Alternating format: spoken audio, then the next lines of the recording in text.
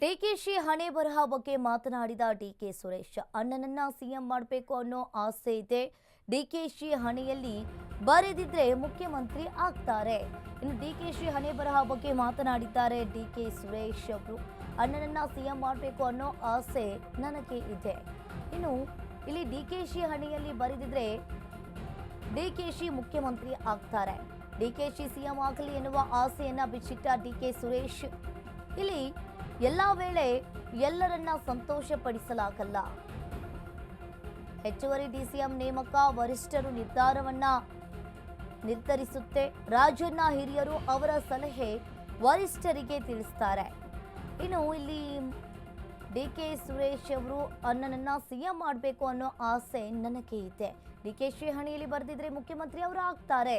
DKShi CM ಆಗಲಿ ಎನ್ನುವ ಆಸೆಯನ್ನ DK Suresh ಅವರು ಈಗ ಬೆಚ್ಚಿಟ್ಟಿದ್ದಾರೆ.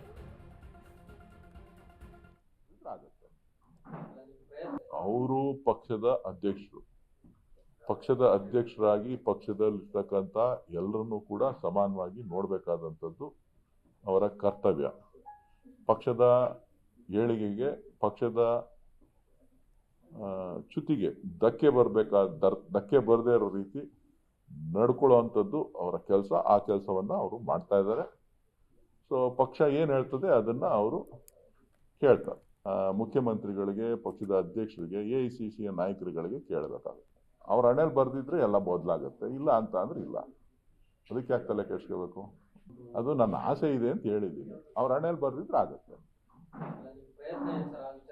ಪ್ರಯತ್ನ ಏನಿಲ್ಲ ರೀ, ಪ್ರಯತ್ನ ಏನಿಲ್ಲ. ಪಕ್ಷ ಏನ್ ಹೇಳ್ತದೆ, ಪಕ್ಷದ ಅಧ್ಯಕ್ಷರಾಗಿದ್ದಾರೆ ಶಿವಕುಮಾರ್ ಅವರು ರಾಜ್ಯದಲ್ಲಿ ಅಧ್ಯಕ್ಷರಾಗಿದ್ದಾರೆ. ಅವರು ಉಪಮುಖ್ಯಮಂತ್ರಿಗಳಾಗಿದ್ದಾರೆ. ಪಕ್ಷಕ್ಕೆ ಚ್ಯುತಿ ಬರದ ರೀತಿ ನಡ್ಕೊಳ್ಬೇಕಾಗಿರ್ತಕ್ಕಂಥದ್ದು ಅವರ ಕರ್ತವ್ಯ. ಆ ಕೆಲಸವನ್ನ ಅವರು ಮಾಡ್ತಾರೆ ಅಂತಕ್ಕಂಥ ಭರವಸೆ ನನಗಿದೆ. ರಾಜಕಾರಣದಲ್ಲಿ 98-95 ಆದವರು ಕೂಡ ಇನ್ನ ಇದ್ದಾರೆ. ಸೊ ಹಂಗಾಗಿ ಸಿದ್ದರಾಮಯ್ಯನವರು ಸ್ಪರ್ಧೆ ಮಾಡ್ತೀನಿ ಅನ್ನೋದ್ರಲ್ಲಿ ತಪ್ಪೇ.